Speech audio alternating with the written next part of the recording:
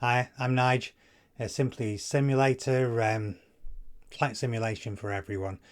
This is the next in the series of the VFR Flight Academy Crosswind Lesson 6.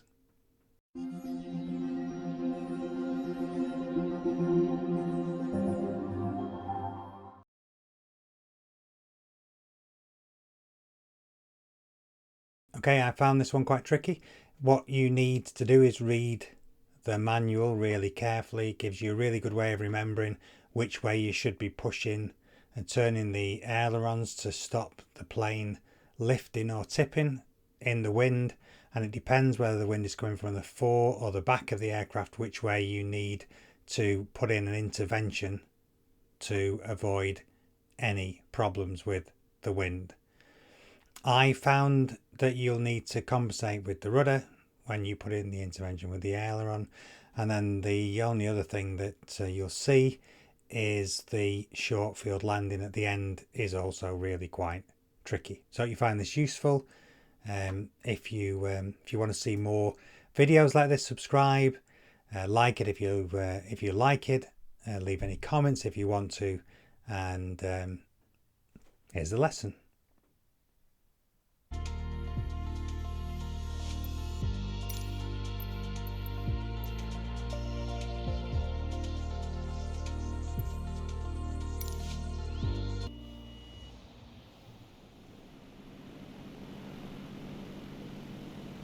As strong winds cause controllability problems in light aircraft, we can deflect the controls to help us. The wind here at Sombra is about 270 at 15, which is within the 20 knots crosswind limit of the DA40, but still enough to need our attention on the ground and in flight. A strong crosswind blows over the upwind wing and therefore generates lift. The fuselage mostly shields the downwind wing, so this uneven lift causes a downwind banking effect. A crosswind from the right would lift the right wing and potentially have us roll to the left, therefore apply into-wind aileron control to counter this rolling force. A wind from the left would do the opposite, so left aileron would be used. This works with a strong crosswind from anywhere ahead of the nose.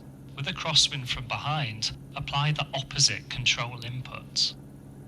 Nose into wind, turn into wind. Nose out of wind, turn out of wind. We're pointing straight into the wind right now, so we won't apply any control input just yet. Taxi to the left and cross runway 24 to reach the holding point for runway 33.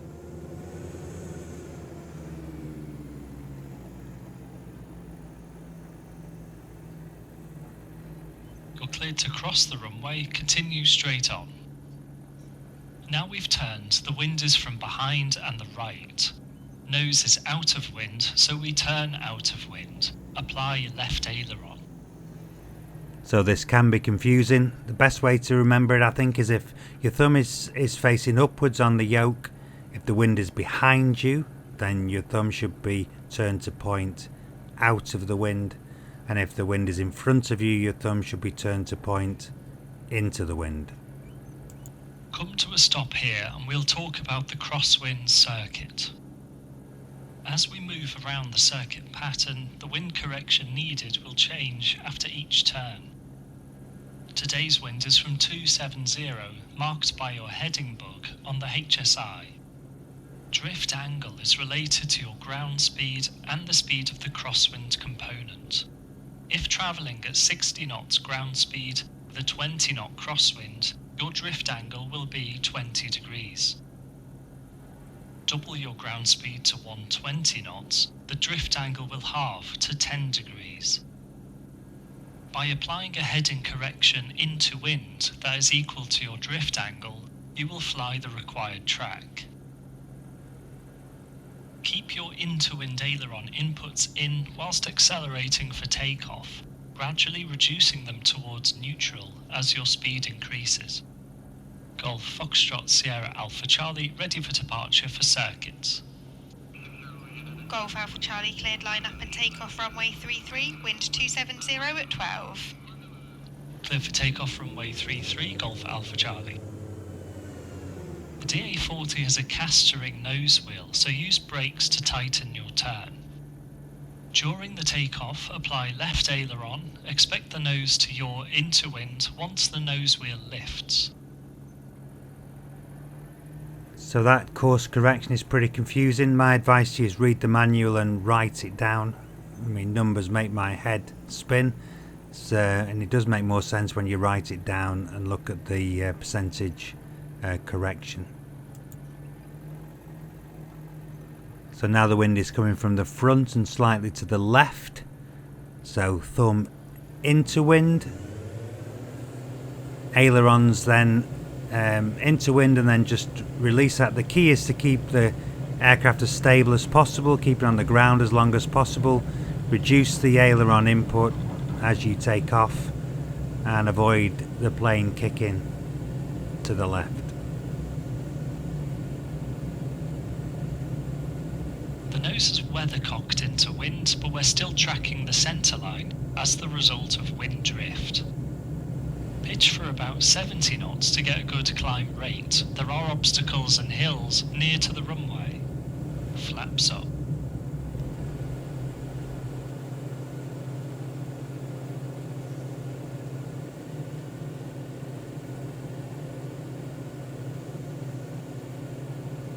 Make a left turn to the crosswind leg, heading 245.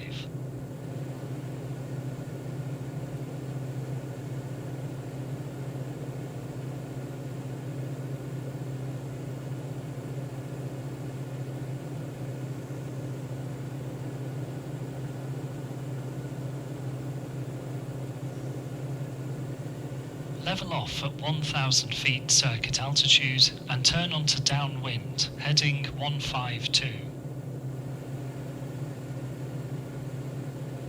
So I was over revving there a bit as we take off, so as a level out, just going to ease back the revs a bit so we don't burn out the engine.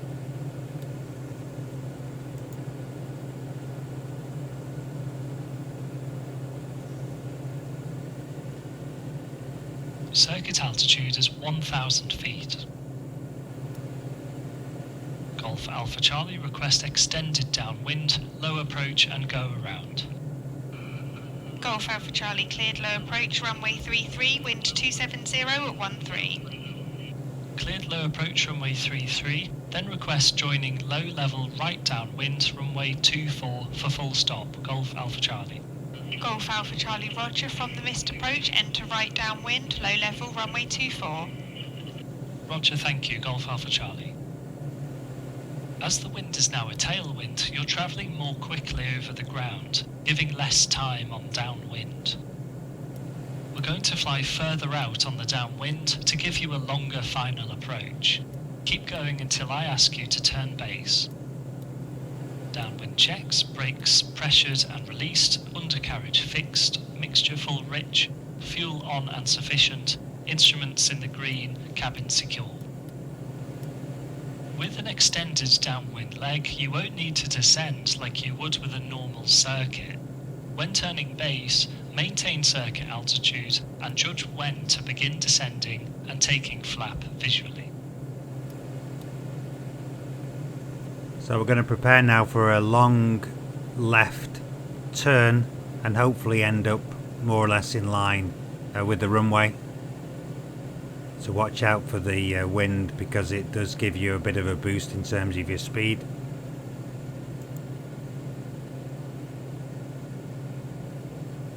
Okay, that should be far enough. Turn left onto the base leg. You'll have a tailwind in the turn, so expect to make one continuous turn onto final approach.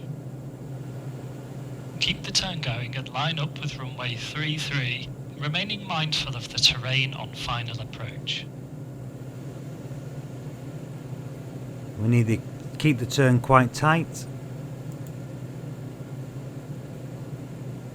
Point the nose to the left of the runway to account for the crosswind. Configure as needed.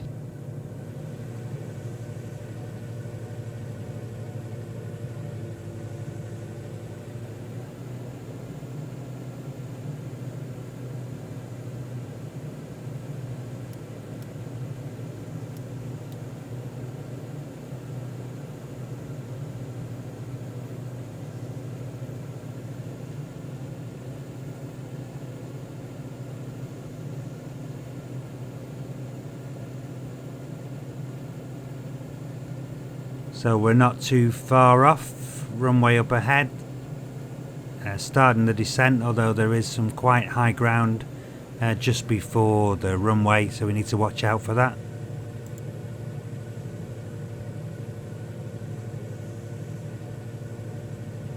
Keep flying the approach and I'll call for the go around.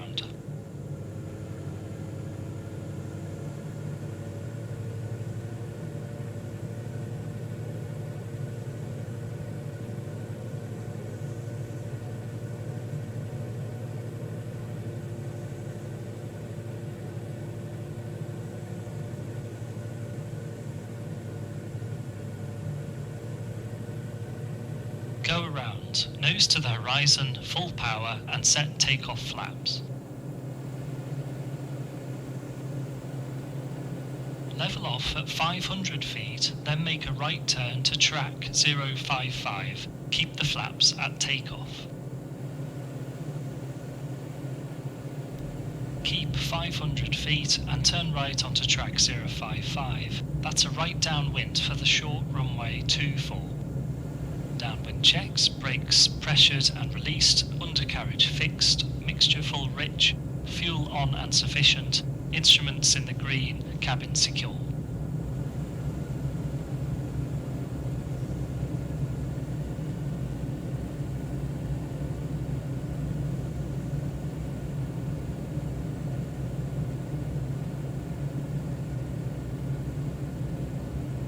For a short field landing, we need to be more accurate with our touchdown and choose an earlier aiming point.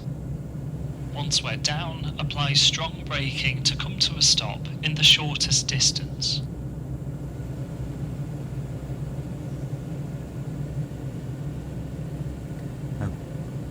Try and keep on track now, and the altitude around 500.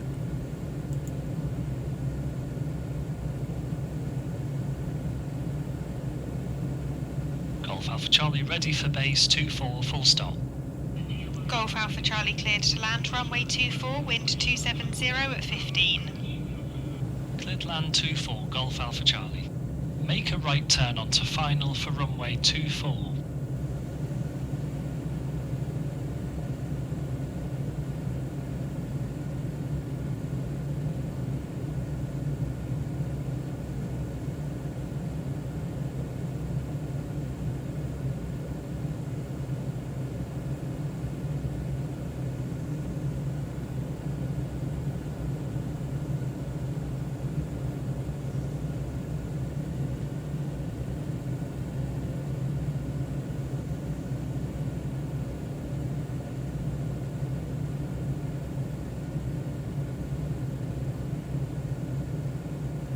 Now choose an early aiming point on runway 24, such as the first centerline marking. Get fully configured with full flap and keep the speed back.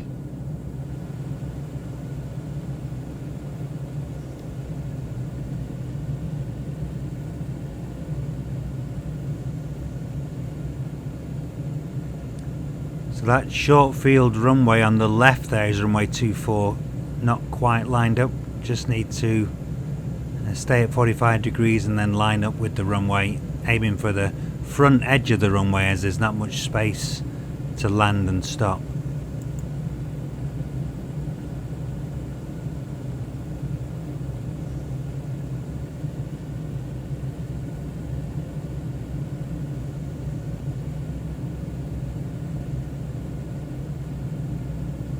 We're looking quite good, I think. Make sure we don't keep the speed too high, otherwise, as I say, we're going to run out of space on the runway.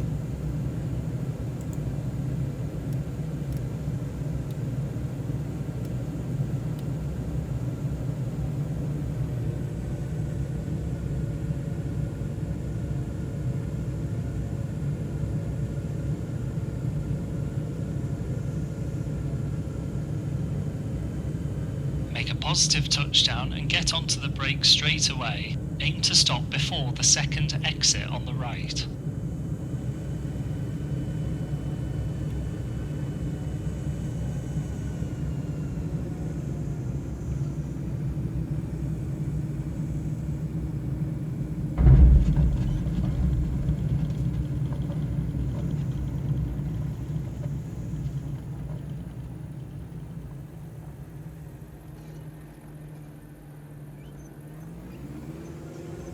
Great, now for when taxiing in, remember to use your crosswind controls again. Press escape to exit. Okay, that's all I've got for you today. I hope you enjoyed that video and it was useful. As I said earlier, if you can leave any comments, any thoughts, that'd be great. Really, really, really great to hear what you think about these videos, and I'll catch you next time.